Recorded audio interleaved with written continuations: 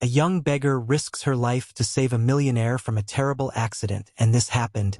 Alara, a waif of a girl no older than 13, possessed eyes that mirrored the grimy cobblestones she called home. They held the weary wisdom of a soul far older, reflecting years spent navigating the labyrinthine alleys of London, a city that had become both her prison and her reluctant protector. Orphaned before she could even grasp the concept of loss, Alara had been swallowed whole by the city's unforgiving underbelly. The bustling crowds, indifferent to her plight, were a constant reminder of her isolation.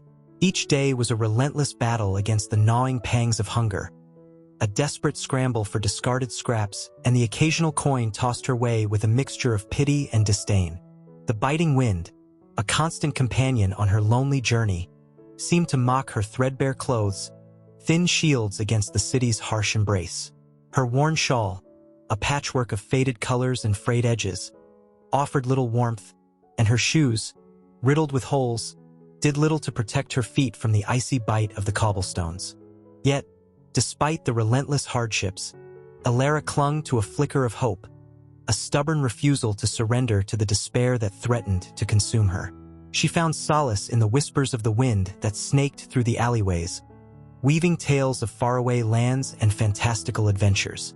She found fleeting moments of grace in the unexpected kindness of strangers, a warm smile, a shared piece of bread, a momentary connection that reminded her she wasn't entirely invisible.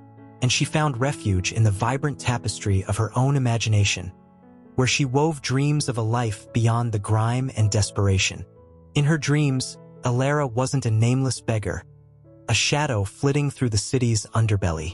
She was a princess in a shimmering gown, a scholar poring over ancient texts, an adventurer exploring uncharted territories.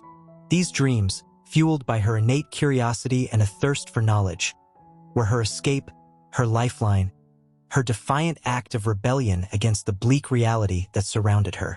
One particularly dreary afternoon, as the heavens opened and unleashed a torrent of rain upon the city, Alara sought shelter beneath the imposing awning of a grand mansion. The downpour, relentless and unforgiving, mirrored the despair that threatened to engulf her. Her stomach churned with hunger, her body trembled with cold, but her gaze was irresistibly drawn to the ostentatious display of wealth behind the ornate wrought iron gates. She imagined the warmth radiating from the mansion's hearth, the tantalizing aroma of a hearty meal wafting through the air, the comforting embrace of a soft bed. A sharp pang of envy, a feeling unfamiliar in its intensity, pierced through her usual stoicism. For the first time, the stark contrast between her own impoverished existence and the opulence displayed before her felt unbearable. Suddenly, a sleek, black car, a symbol of wealth and power, emerged from the hazy distance, its tires struggling to maintain their grip on the treacherous cobblestones. Alara watched, her heart pounding in her chest like a trapped bird, as the car careened towards the mansion's gates, seemingly out of control. Behind the wheel, she could make out the silhouette of a man, his face contorted in a mask of panic, his hands desperately wrestling with the steering wheel. In that split second, as the car hurtled towards its inevitable collision, a primal instinct surged within Alara. She knew, with a certainty that defied logic, that she had to act. Fueled by a surge of adrenaline, Alara darted into the street, oblivious to the danger that loomed before her. The rain, now a blinding curtain of water, lashed against her face, blurring her vision and chilling her to the bone. But her focus remained unwavering, her gaze fixed on the runaway car as she sprinted towards the mansion's gates. She reached the gates just as the car, a metal behemoth, slammed into them with a deafening roar. The impact reverberated through the air, sending shockwaves through the ornate metalwork. The gates groaned and buckled under the immense force, but held firm, preventing the car from crashing through and wreaking havoc within the mansion's grounds. Alara, caught off guard by the violent collision, was thrown back by the force of the impact. She landed hard on the slick cobblestones, her small body skidding across the unforgiving surface. A searing pain shot through her left arm, a sickening crack echoing in her ears. But she ignored the pain, the shock, the fear that clawed at the edges of her consciousness. She scrambled to her feet, her eyes frantically searching for the driver. The driver's side door creaked open, and a man emerged, stumbling out of the wreckage like a wounded animal. His face was ashen, his eyes wide with a mixture of shock and disbelief. He staggered, his legs unsteady beneath him, and leaned heavily against the damaged car for support. "Are you all right, sir?" Alara cried out, her voice barely a whisper above the din of the rain and the pounding of her own heart. The man, still reeling from the near-death experience, looked at her through dazed eyes. His gaze slowly traveled from her drenched and tattered clothes to her small, concerned face, framed by a tangle of wet brown hair. He seemed to register her presence for the first time, his eyes widening in surprise. You saved me," he stammered, his voice hoarse and filled with disbelief. "You risked your life to save mine." Alara nodded, her breath coming in ragged gasps. "I couldn't just stand there and watch," she replied, her voice trembling with a mixture of adrenaline and exhaustion. The man, gradually regaining his composure, straightened his posture and extended a hand towards her. "Thank you," he said, his voice now filled with gratitude and a hint of awe. "I don't know what would have happened if you hadn't been there." Alara hesitated, her eyes fixed on his outstretched hand. It was a hand that spoke of privilege and power, a stark contrast to her own grimy, calloused fingers. She felt a surge of self-consciousness, a painful reminder of the vast gulf that separated their worlds.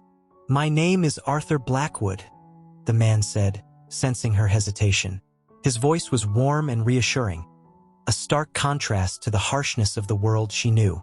"Alara," she replied, finally taking his hand. His grip was firm and warm, a comforting contrast to the cold rain that continued to drench them both. In that brief touch, a connection was forged, a spark ignited between two souls from vastly different worlds. Arthur, his concern for Alara overriding his own shock and injuries, gently pulled her towards the mansion's gates. "Come," he said, his voice filled with urgency. "You must be freezing and injured. Let me get you inside." Alara, still trembling from the adrenaline and the cold, allowed herself to be led through the gates, her heart pounding with a mixture of fear and anticipation. As she stepped onto the manicured grounds of the Blackwood estate, she felt like she was entering a different world, a world of unimaginable luxury and comfort. As Arthur Blackwood ushered Alara into the grand mansion, she felt like Alice tumbling down the rabbit hole, transported to a realm of unimaginable wonder. The opulent interior was a stark contrast to the grimy streets she knew, a world of shimmering surfaces and hushed whispers. Crystal chandeliers, sparkling like 1,000 captured stars, glittered overhead, casting a warm glow upon the plush carpets that cushioned her footsteps. The air was thick with the comforting aroma of roasted meat and exotic spices, a tantalizing contrast to the stale odors of the city's alleys. Arthur, noticing her awestruck expression, smiled gently. "Welcome to my home, Alara," he said, his voice echoing through the cavernous hallway. He led her through a maze of corridors, each one adorned with priceless artwork and exquisite furnishings. They passed by a grand ballroom, its polished floor reflecting the shimmering chandeliers, and a library lined with leather-bound books that seemed to whisper secrets from centuries past. Finally, they arrived at a cozy sitting room, where a fire crackled merrily in the hearth, casting dancing shadows upon the walls. "Please, sit by the fire and warm yourself," Arthur said, gesturing towards a plush armchair. "I'll have someone bring you some dry clothes and something warm to drink." Alara sank into the armchair, her body sinking into the soft cushions.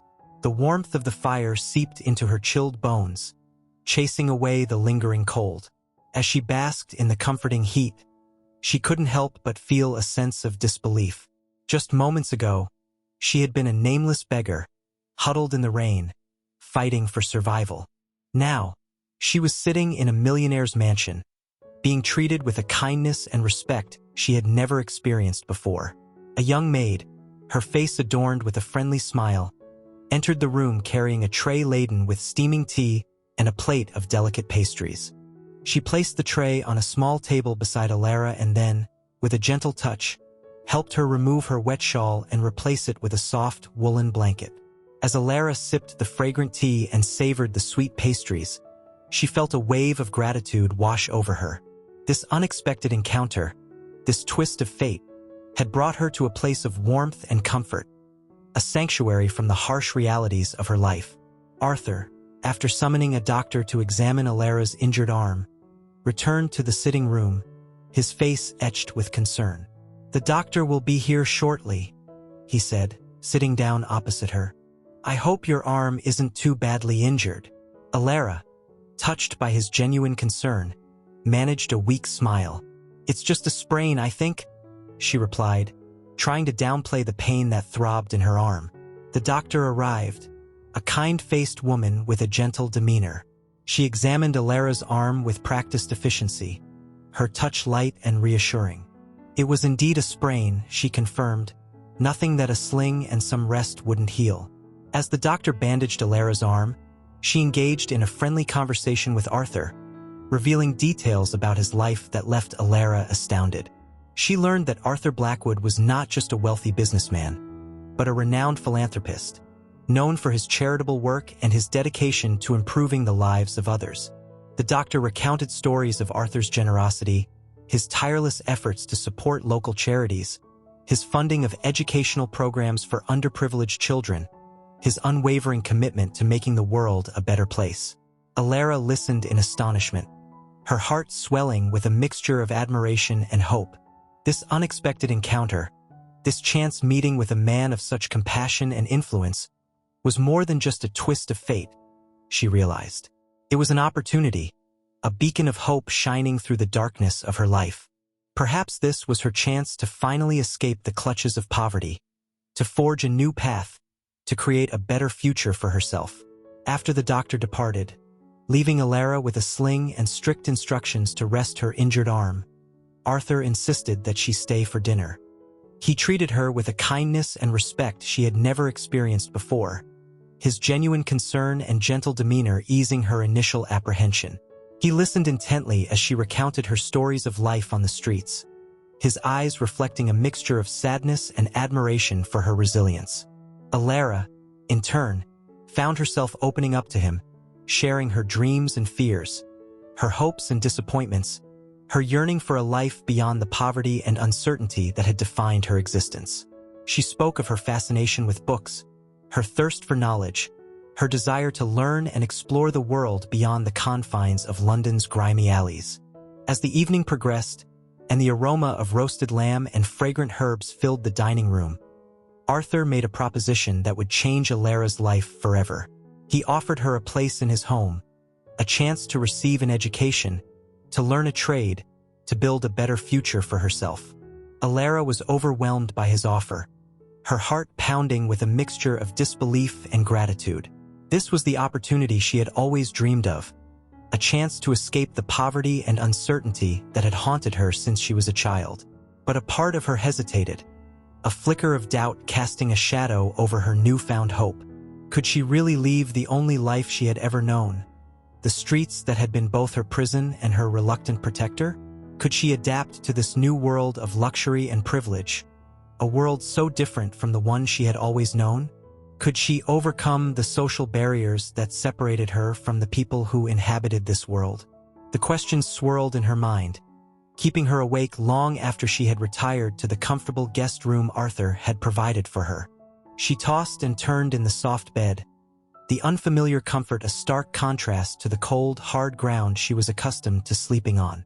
The silence of the mansion, broken only by the occasional creak of the floorboards, was a far cry from the cacophony of the city streets. After a sleepless night, filled with doubts and anxieties, Alara finally made her decision. She would accept Arthur's offer. She knew it wouldn't be easy, that she would face challenges and setbacks, that she would have to navigate a world that was completely foreign to her.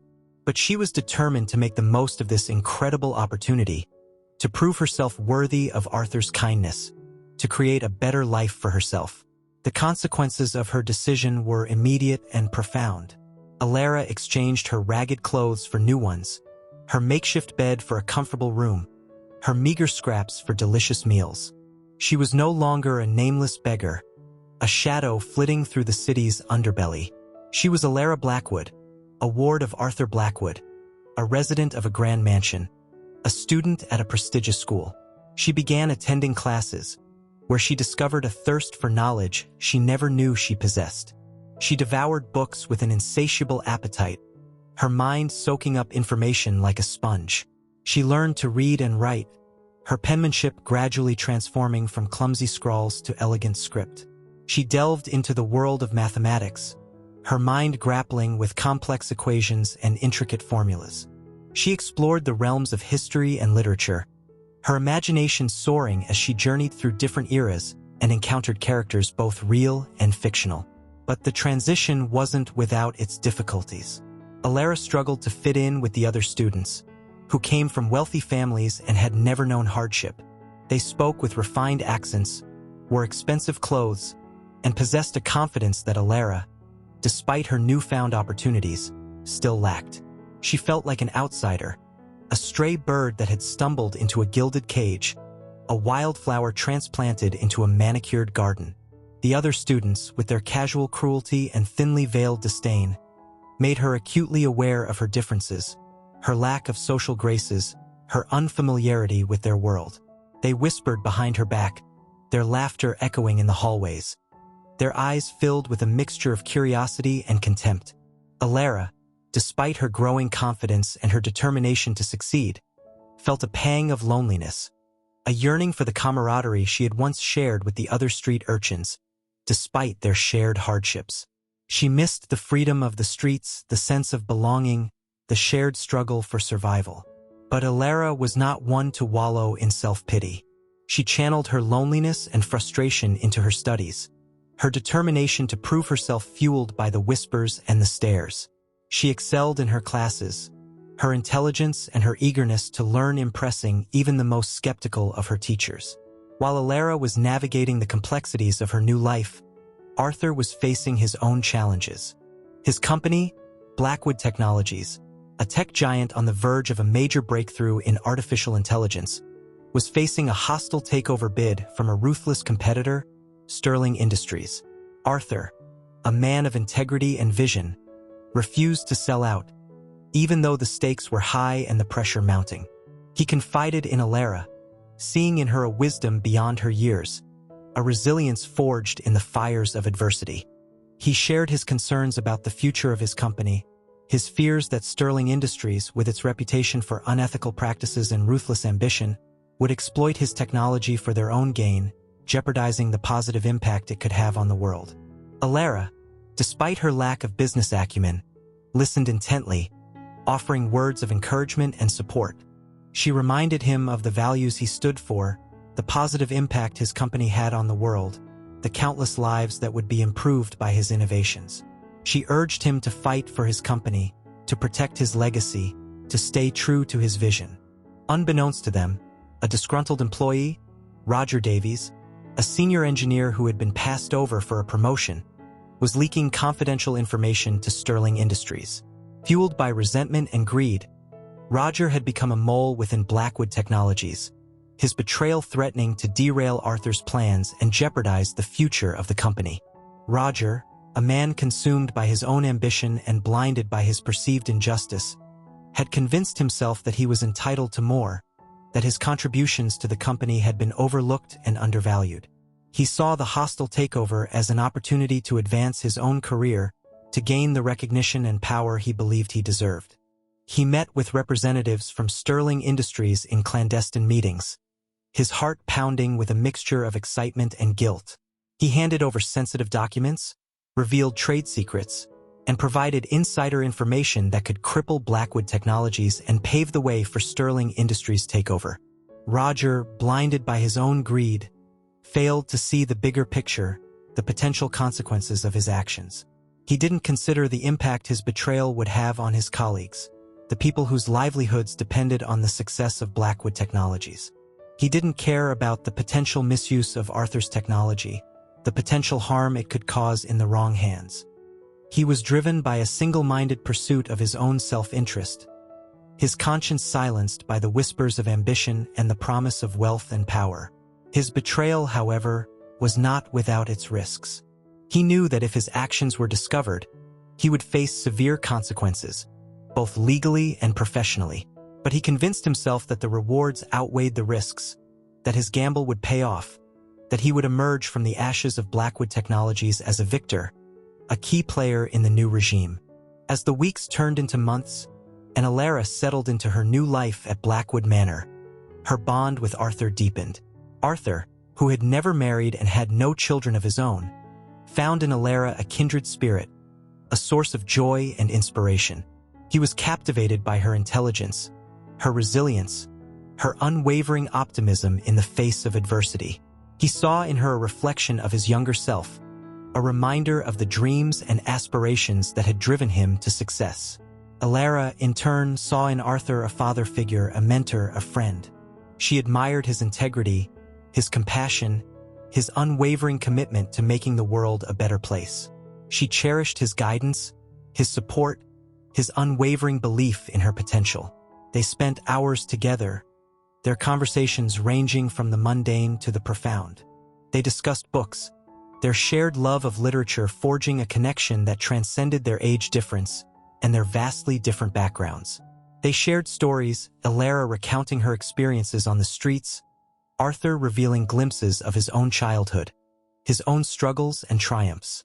They explored the city together, Arthur introducing Alara to the world of art and music, taking her to museums and concerts, opening her eyes to the beauty and wonder that existed beyond the grimy alleys she once called home. Alara, in turn, opened Arthur's eyes to the realities of poverty and inequality, sharing her first-hand experiences of life on the streets, reminding him of the importance of his philanthropic endeavors. Their relationship was one of mutual respect and affection, a testament to the power of human connection to transcend social barriers.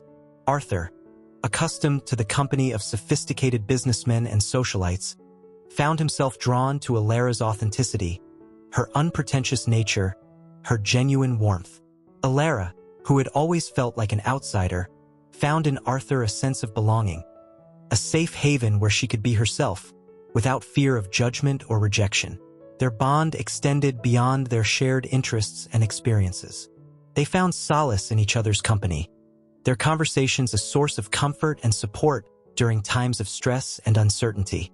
Arthur, burdened by the pressures of running his company and fending off the hostile takeover, found in Alara a listening ear, a source of unwavering support. Alara, navigating the challenges of her new life and the complexities of her education, found in Arthur a wise mentor, a guiding hand. Their relationship was a source of strength for both of them, a reminder that they were not alone in their struggles, that they had each other to lean on, to confide in, to celebrate with. It was a bond that would be tested in the coming weeks, a bond that would prove to be unbreakable. The day of the shareholders' meeting arrived, a day that would determine the fate of Blackwood Technologies. The air was thick with tension, the stakes high, the future uncertain. Arthur, despite the mounting pressure and the looming threat of a hostile takeover, remained calm and composed, his faith in his company and his employees unwavering. He arrived at the Blackwood Technologies headquarters, a towering skyscraper that symbolized his success and innovation, with Alara by his side. She had become his confidant, his advisor, his source of strength during these turbulent times. He valued her insights, her unwavering support, her ability to see through the complexities and focus on the core values that had driven him throughout his career. The shareholders' meeting was held in a grand conference room, its walls lined with portraits of past CEOs and its windows offering panoramic views of the city. The room was filled with a diverse crowd of shareholders, their faces reflecting a mixture of anticipation and anxiety. Arthur, standing at the podium, his gaze sweeping across the expectant faces, felt a surge of adrenaline, a mix of excitement and apprehension. He began his address, his voice calm and confident, his words carefully chosen to inspire confidence and reassure the shareholders. He spoke of the company's achievements, its innovations, its commitment to making a positive impact on the world. He outlined his vision for the future, his plans to expand into new markets, to develop groundbreaking technologies, to solidify Blackwood Technologies' position as a leader in the industry. But just as he was about to delve into the financial details, to present the evidence of the company's strong performance and its potential for future growth, the doors of the conference room burst open. Roger Davies, his face contorted in a mask of anger and resentment, stormed into the room, his entrance disrupting the meeting and sending a ripple of shock through the audience. He strode towards the podium, his eyes fixed on Arthur, his voice filled with venom. "I have something to say," he announced, his words echoing through the stunned silence. "Something that will expose the truth about Arthur Blackwood and his corrupt company." The room erupted in chaos. Shareholders murmured amongst themselves, their faces etched with confusion and concern. Arthur, taken aback by Roger's sudden appearance and his accusatory tone, felt a wave of anger and betrayal wash over him. Roger, fueled by his resentment and his thirst for revenge, launched into a tirade, his words dripping with malice.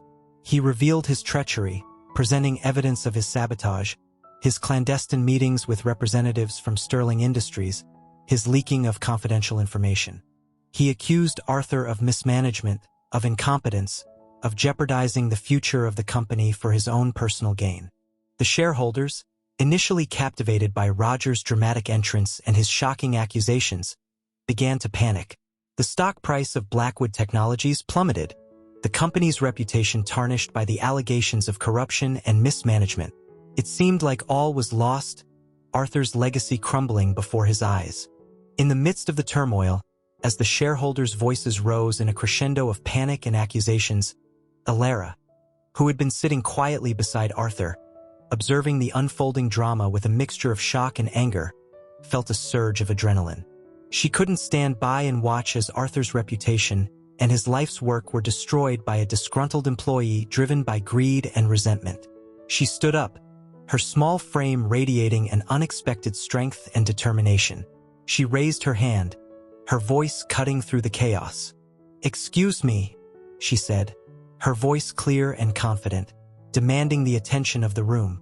"I believe there's something you should all know."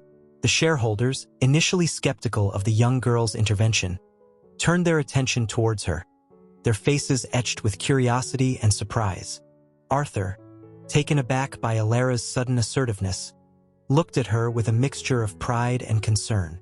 Alara, drawing upon the knowledge she had gained from her education, her innate sense of justice, and her unwavering belief in Arthur's integrity, launched into a passionate defense of Arthur and his company. She challenged Roger's accusations, dissecting his claims with a logic and precision that belied her age. She presented evidence of Roger's own wrongdoing, revealing his motives, exposing his lies, and highlighting the inconsistencies in his accusations. She spoke of Arthur's dedication to his company, his unwavering commitment to ethical practices, his tireless efforts to create a positive impact on the world. She reminded the shareholders of the company's achievements, its innovations, its potential for future growth. She spoke of the countless lives that had been improved by Blackwood Technologies products, the countless jobs that had been created, the countless communities that had benefited from Arthur's philanthropy. The shareholders, initially swayed by Roger's dramatic accusations, began to listen, their skepticism gradually giving way to curiosity, then to admiration. Alara's words, her passionate defense of Arthur, her irrefutable evidence, her unwavering belief in the company's values, resonated with them. Arthur, watching Alara with a mixture of awe and gratitude, realized that she was no longer just a beggar he had rescued from the streets. She was a strong, intelligent young woman, capable of making a real difference in the world. She was his champion, his defender, his unexpected savior.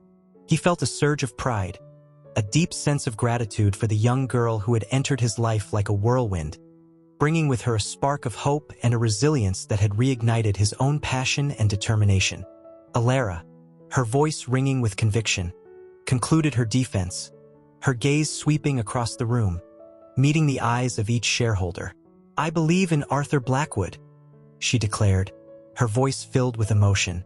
"I believe in his vision, his integrity, his commitment to making the world a better place. I believe in Blackwood Technologies, in its potential to change the world for the better. And I urge you all to do the same. The room fell silent, the tension hanging heavy in the air. Then, a single shareholder, a woman with a thoughtful expression, stood up and applauded. Her applause was soon joined by others, the sound growing louder and louder until it filled the entire room. The shareholders, their faith in Arthur restored, their confidence in the company renewed, rose to their feet. Their applause a testament to Alara's courage and her unwavering belief in Arthur and his vision. The tide had turned. Roger Davies, his treachery exposed, his lies laid bare, stood defeated, his face pale, his eyes filled with a mixture of shame and resentment. He was dismissed from the company, his career in ruins, his reputation tarnished. He faced legal repercussions for his actions, his betrayal of trust, and his attempted sabotage of Blackwood Technologies. Arthur, his reputation restored, his leadership reaffirmed, regained control of his company. He successfully fended off the hostile takeover, Sterling Industries retreating in the face of his renewed strength and the unwavering support of his shareholders. Blackwood Technologies emerged from the crisis stronger than ever, its values reaffirmed, its future secured. The shareholders' meeting ended with a standing ovation for both Arthur and Alara. Alara, once a nameless beggar, a shadow flitting through the city's underbelly, had become a hero, her courage and intelligence saving the day. She had proven that her past did not define her, that her circumstances did not limit her potential. This event marked a turning point in Alara's life. She realized that she could achieve anything she set her mind to, that her voice mattered, that she could make a real difference in the world. She embraced her new life with renewed confidence, determined to use her education and her experiences to help others, to fight for justice and equality, to make the world a better place. She continued to excel in her studies, her thirst for knowledge insatiable. She devoured books, her mind a sponge, absorbing information and ideas with an eagerness that impressed her teachers and inspired her classmates. She participated in debates, her sharp wit and her logical reasoning skills earning her the respect of her peers. She discovered a passion for law, her sense of justice and her desire to fight for the underdog driving her to pursue a career that would allow her to make a real difference in the lives of others. She envisioned herself as a champion for the voiceless, a defender of the innocent, a beacon of hope in a world often filled with injustice and inequality. Arthur, inspired by Alara's example, her courage, her resilience, her unwavering belief in him and his vision, expanded his philanthropic efforts. He focused on providing educational opportunities for underprivileged children, establishing scholarships and funding programs that would give them the chance to break free from the cycle of poverty and achieve their full potential. He established a foundation in Alara's name, the Alara Foundation, dedicated to providing educational opportunities and support for children living on the streets. He envisioned the foundation as a beacon of hope, a lifeline for those who had been forgotten by society, a chance for them to create a better future for themselves. Years passed, and Alara blossomed into a remarkable young woman. She graduated with honors from university, her academic achievements a testament to her intelligence and her dedication. She pursued a career in law, her sharp mind and her compassionate heart making her a formidable advocate for justice and equality. She specialized in representing the underprivileged, the marginalized, the voiceless. She fought for the rights of immigrants, defended the wrongly accused, and challenged systemic injustices. She became a voice for the voiceless, a champion for the underdog, her reputation for integrity and her unwavering commitment to justice earning her the respect of her colleagues and the admiration of her clients. She never forgot her roots, her experiences on the streets shaping her worldview and fueling her passion for social justice. She dedicated her life to helping those less fortunate, volunteering her time at homeless shelters, mentoring at-risk youth, and donating generously to charities that supported the causes she believed in. Arthur, watching Alara's transformation with pride and admiration, continued to support her endeavors, his mentorship and his financial backing enabling her to pursue her dreams and make a real difference in the world. He saw in her a reflection of his own values, his own desire to leave the world a better place than he found it. He continued to run Blackwood Technologies, his company thriving under his leadership. But his focus shifted, his priorities realigned. He no longer measured success solely in terms of profits and market share. He measured it in terms of the positive impact his company had on the world, the lives that were improved by his innovations, the communities that benefited from his philanthropy. He became a vocal advocate for corporate social responsibility, urging other business leaders to use their influence and their resources to address social issues and promote sustainable practices. He established partnerships with nonprofit organizations, invested in renewable energy, and implemented fair labor practices throughout his company. Both Alara and Arthur had undergone significant character growth. Alara had transformed from a timid beggar, a victim of circumstance, into a confident and compassionate young woman, a force for change in the world. Arthur had evolved from a successful businessman, driven by ambition and the pursuit of wealth, into a compassionate philanthropist, his legacy defined by his contributions to society and his unwavering belief in the power of human potential. They both reflected on their journey, the unexpected encounter that had brought them together, the bond that had been forged through adversity and shared experiences. They recognized the transformative power of their relationship, the way they had each inspired and supported the other, the way they had each helped the other to become the best version of themselves.